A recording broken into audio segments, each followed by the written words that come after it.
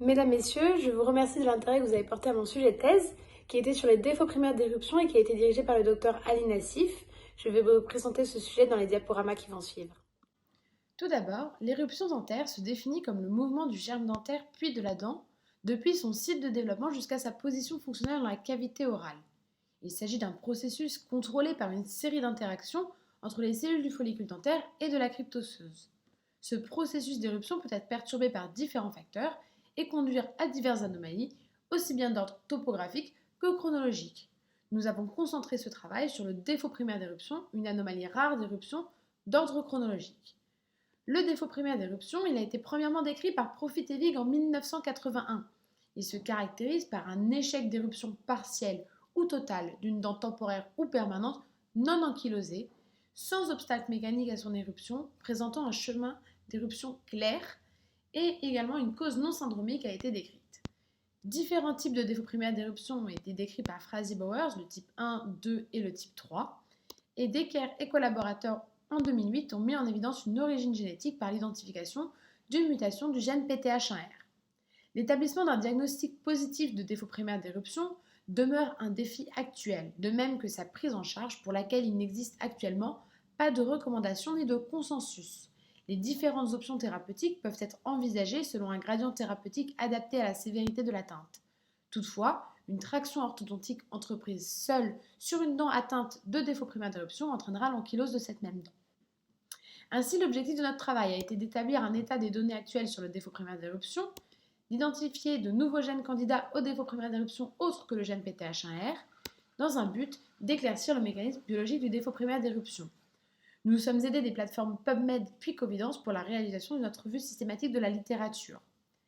À l'issue de l'extraction des données des articles inclus dans notre revue, nous avons mis en évidence que les dents atteintes de défaut primaire d'éruption pouvaient être des dents permanentes ou temporaires, que ces dents ne sont pas seulement des molaires, mais qu'il peut s'agir également de canines ou de prémolaires, qu'une ou plusieurs arcades peuvent être touchées chez un même patient, et l'atteinte peut être aussi bien unie ou bilatérale.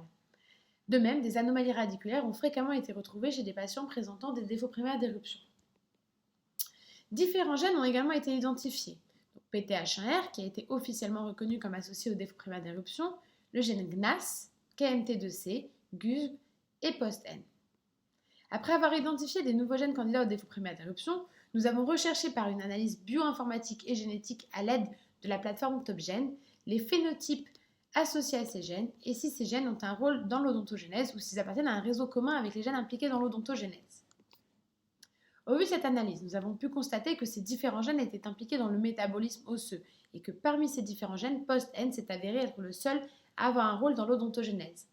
Ainsi, nous avons suspecté qu'une mutation d'un de ces gènes pourrait être à l'origine d'une altération de la prolifération ou de la différenciation cellulaire, d'un phénomène d'apoptose cellulaire ou d'une modification de la réponse inflammatoire. À la suite des différentes analyses réalisées, l'étiologie du défaut primaire d'éruption demeure encore un sujet non élucidé. Avec l'identification d'une mutation du gène PTH1R et l'existence d'autres mutations génétiques qui pourraient être en lien avec le défaut primaire d'éruption, une étiologie génétique figure parmi les principales étiologies du défaut primaire d'éruption. Toutefois, de par l'importance du contrôle moléculaire et hormonal des phénomènes d'éruption, une perturbation de ce dernier pourrait être en cause dans le défaut primaire d'éruption. De la même manière, nous avons retrouvé près de 50 cas d'anomalies radiculaires qui pourraient en partie expliquer l'origine mécanique du défaut primaire d'éruption. Nous avons pu mettre en évidence des cas de défaut primaire d'éruption d'origine non génétique. Ainsi, un impact environnemental pourrait être fortement suspecté comme ayant un rôle sur les différents mécanismes permettant une éruption adéquate. Nous sommes également interrogés sur la prise en charge du défaut primaire d'éruption et principalement sur la corticotomie associée à l'orthodontie. Est-ce que ce moyen thérapeutique pourrait être un facteur de réussite du traitement des défauts primaires d'éruption?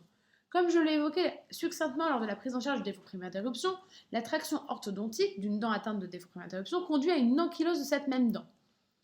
Cependant, la traction d'un segment alvéolaire à la suite immédiate d'une corticotomie a montré des preuves de succès dans la littérature pour la prise en charge de dents postérieures en infraclusion. Cependant, aucune étude à ce jour n'a permis de montrer l'efficacité de cette option thérapeutique sur les défauts primaires d'éruption. La corticotomie est une approche chirurgicale qui permet d'accélérer le déplacement dentaire. On pourrait supposer que l'inflammation massive induite par la corticotomie permettrait de modifier la réponse de l'hôte et d'accélérer le remodelage osseux. À l'issue de cette revue systématique, le défaut primaire d'éruption est une anomalie d'éruption complexes, isolés, syndromiques ou non, d'origine génétique ou non. Davantage d'études seraient nécessaires afin de préciser ces différentes étiologies et d'affiner le rôle des différents gènes identifiés ainsi que leur lien de causalité avec la présence de défauts primaires d'éruption. La prise en charge des défauts primaires d'éruption demeure un défi actuel et parmi les différents moyens thérapeutiques envisagés, la traction orthodontique à la suite d'une corticotomie permettrait de pallier au phénomène d'ankylose si seule une traction orthodontique est mise en place. Tous les éléments présentés dans ce travail nous ont permis d'établir un diagramme décisionnel afin d'aider au diagnostic et à la prise en charge du défaut primaire d'éruption. Je vous remercie.